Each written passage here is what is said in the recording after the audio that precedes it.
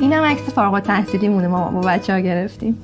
الهی دورت بگردم که همیشه باعث افتخارمی. اینم اون پسر است که بهت میگفتم. خدا حفظتون کنه، خیلی قشنگین کنار هم. من برم برای نهار یه چیزی بذارم. چه تله؟ چرا اونجوری نگاه میکنی؟ چجوری نگاهت میکنم آبجی؟ ایشالله مبارکت باشه، هم ارشدت هم دوست پسرت. ایشالله زودتر هم بیاد بگیرتت. من که اول شوهر کردن نیستم، ناراحت نشی آبجی، ولی من و تو سر یه سفره بزرگ شدیم. خودت خواستی زود شوهر کنی، خودت هم خواستی درس نخونی. اینجوری با حسرت نگاه نکن. النا از اولش هم اهل درس خوندن نبود، تو باهوش بودی مادر. بسته دیگه، هیچ بهتون نمیگم.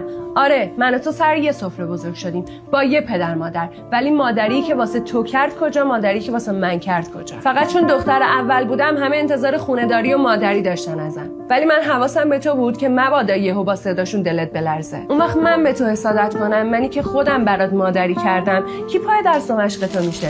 بس دیگه، اینایی که تو داری میگی رو من اصلا یادم نمیاد. آره مامان جان، بایدم یادت نیاد.